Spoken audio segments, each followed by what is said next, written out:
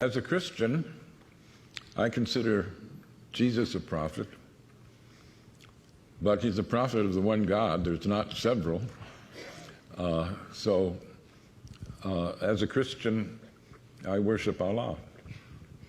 In the Quran, they ask Allah, through Muhammad, how they should pray. And here's one of many creeds in the Quran.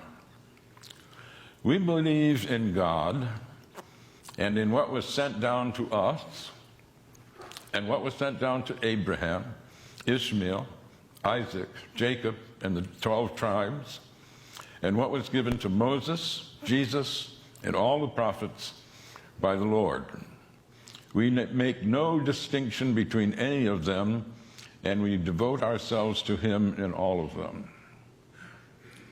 That's a very inclusive creed. The narrow definers of Judaism sometimes say that the chosen people are the circumcised, and narrow believers in Christianity sometimes say that the chosen people are the baptized. But the Quran says God's chosen people are all the monotheists from the beginning of the creation. And when we think of the succession of prophets, they're given great praise.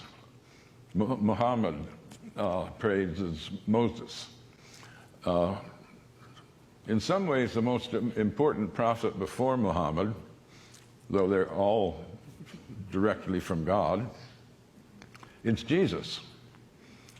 Jesus is given a bigger accreditation than other prophets. John the Baptist is made a prophet so that he can prophesy Jesus. Mary, his mother, is the only woman named in the Quran. No wife of Muhammad is named. There's no Adam and Eve, there's Adam and spouse. But Mary is not only named, she's made sinless.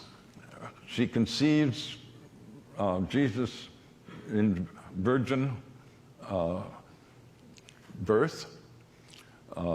She is tremendously honored. So one asks, if this is such an inclusive founding document of the religion, what is it that people object to? It's pretty easy to misrepresent Islam because so few have read the Quran. This book I published is a product of my shame. I was embarrassed. After 9/11, I was talking with a group of friends, academic friends, and we were wondering, is this really an Islamic event, the 9/11 attack? And at some point, people asked, well, who here has read the Quran? None of us had. And a friend of mine said, not even you, Gary? I thought you were a student of religion. And I said, yeah, that's the problem. I'm totally ashamed. And so I went and have been trying to repair that stupidity ever since. But I've tried in a lot of venues to ask how many people have read the Quran. Dare I do it now?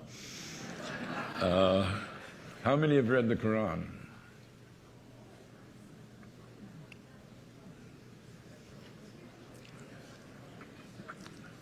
A minority, certainly.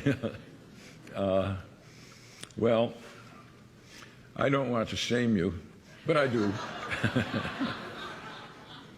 I think we should all be ashamed. We're throwing our weight around in a world where almost a quarter of the population are Muslims. And not to know, how can you say the Islamic State is a false construct if you don't know what true Islam is. One can only hope that more people will use freedom to do things like read the Quran rather than hate the Muslims.